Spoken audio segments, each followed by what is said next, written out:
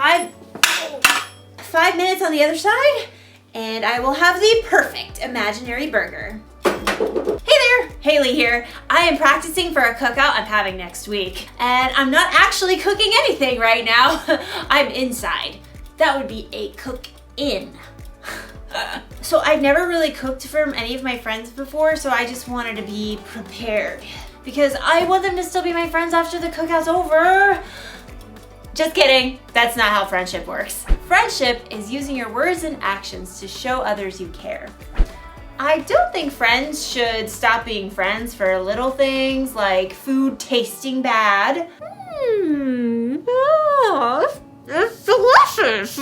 And I think you can even stay friends with someone if they, say, accidentally burn you with a hot potato. Hot potato, hot potato, hot potato, ha, ha, ha, ha. Friendship can last through most anything. Unless a friend makes fun of my hat, then it's over. Oh, time to flip an imaginary burger. Woo! Today's story is about a time when one of Jesus' friends did something really bad. Jesus could have flipped out. But he didn't do that. He didn't do that. I'll see you soon. Oh, let's see. Can't turn the camera off with the mids. Sorry. The Bible. It's 66 books of history, stories, letters, and poetry that fit together to form God's one big story. The epic adventure of how He created us and loves us so much that He made a way to rescue us.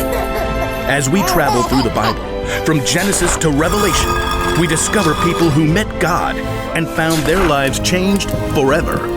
And now for an amazing story, inspired by the book of John. Chapter 21, verses 1 through 19. Peter hauled in the knotted net yet again as the first light of dawn gleamed in the eastern sky. Empty. Not a single fish all night. Thomas shook his head. I doubt we'll catch a thing before it's time to take the boat in. John studied Peter thoughtfully. Peter, you didn't really want to catch fish anyway, did you? You just wanted to get out in the boat and do something normal. Peter shrugged, but he knew John was right. Over the past few weeks and months, everything in his life had turned upside down. First, Peter had shown the courage to speak the truth about his friend Jesus. You are the Christ. You are the Son of the living God. Many people wanted to make Jesus king, even though the religious leaders hated him. The day before Jesus was killed, Peter had promised Jesus that he would follow him anywhere, and even give up his life for Jesus. But that very evening, Jesus was arrested. Peter was so scared he told 3 different people he wasn't Jesus' friend. I don't know that man. Peter felt sick about what he'd done, especially when Jesus was nailed to the cross and died. But then he returned to life. He appeared to his friends. It was amazing, incredible. Everyone was excited beyond belief. Except Peter must have wondered. Is Jesus mad at me? Am I still his friend? Does he still love me? Now Peter found himself in the boat, trying to figure it all out. His fingers tightened on the wet rope as he prepared to cast the net one more time. As he glanced over on the shoreline, he saw a figure standing there. Friends, don't you have any fish? Nope, not one. Throw your net on the right side of the boat. There you will find some fish. The 7 disciples in the boat exchanged glances as Thomas laughed. I seriously doubt it. You guys have anything better to do? Let's give it a try. Together, the men heaved the heavy wet net back into the sea on the other side. Hey, I think we've got something. Bring it on in. There's 1 fish. 2 fish. A red fish. Ugh. A blue fish. And another one. And another 10. Whoa! Need some help here. The net was so full of fish, they couldn't haul it into the boat. They began towing it to shore. John gaped at the man still standing on the beach. It's the Lord. Excitement raced through Peter's veins. He was about to see Jesus again. But just as quickly, guilt gnawed at his stomach. Facing Jesus meant he had to face how he denied knowing Jesus. But it's Jesus. I've got to see him no matter what. Grabbing his coat, Peter jumped out of the boat and into the water. He half ran and half waded to the beach when he discovered that Jesus started a small bonfire. Fish and bread were already toasting over the flames. He's God's son and he's making breakfast for us. Jesus smiled at Peter. Bring some of the fish you have just caught. Yes, Lord. Peter ran back to the lapping water to help his friends haul their fish to shore. 153! You counted? Don't doubt it. Jesus gestured to the disciples to join him around the fire. Come and have breakfast. As the disciples gathered, Jesus offered them bread to eat. John whispered to Peter. This is what he did when we last ate together at the Passover meal. When breakfast finished, the disciples rose to take care of their fish. Peter found himself walking beside Jesus. There were so many things he wanted to say, but he couldn't find the words.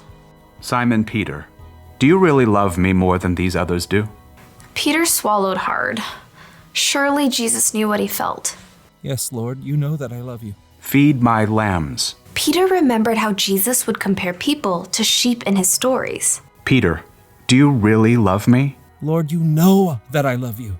Take care of my sheep. Sheep, people. Peter waited in his mind. Jesus must be telling Peter to take care of the people who had followed him. Peter, do you love me? Lord, you know all things. You know that I love you. Feed my sheep. Just as Peter denied knowing Jesus 3 times, he now confirmed 3 times that he loved Jesus. What's more, Jesus wanted Peter to go out and share that love with others. He's forgiven me, even after what I did. Peter, things are going to get even more difficult for you. You are going to be led places you do not want to go. Peter slowly nodded his head. He was willing to do anything Jesus asked of him. Follow me. Yes, Lord, I will. Because Jesus had forgiven him, Peter was now free to share the love of God with those around him, without carrying around a heavy load of guilt.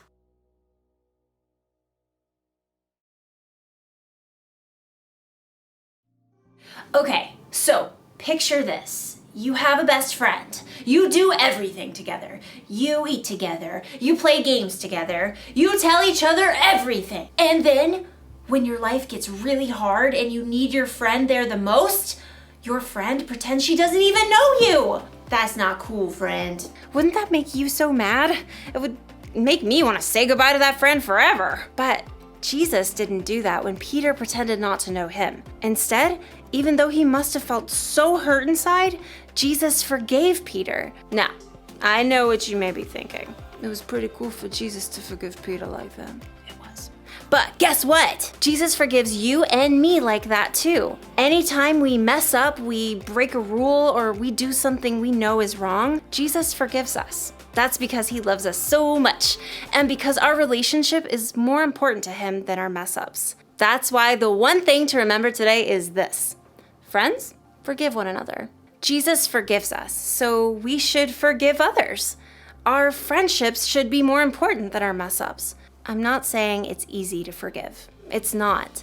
You're going to need God's help, but get this. When you choose to forgive, it can help you feel better inside. It can help your friend feel better inside, and it'll make your cookouts way more enjoyable.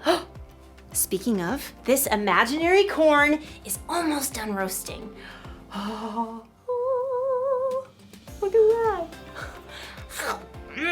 Oh, what? Oh, this is gonna taste so good when they're real. Goodbye, everybody. Oh, again with the mitts.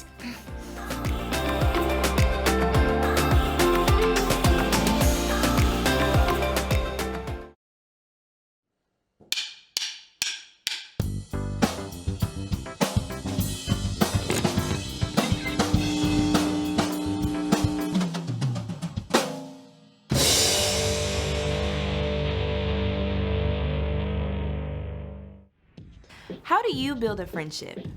Some people think it's all about climbing the ladder of popularity or gathering the biggest number of followers on social media.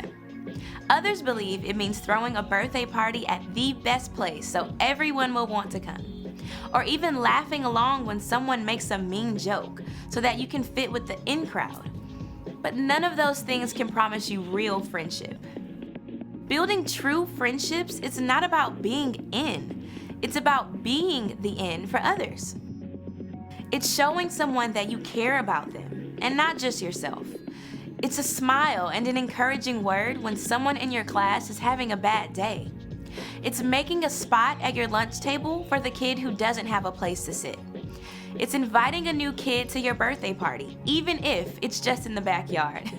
It's taking time to make your own get well card for the kid in your small group who broke his leg. When you choose to be a friend, you create a safe, welcoming place for others.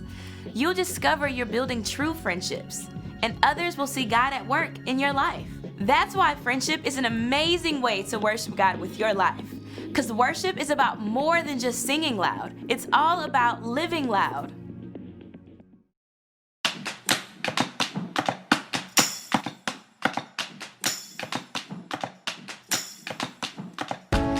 Sometimes it's hard to know what the day is gonna bring.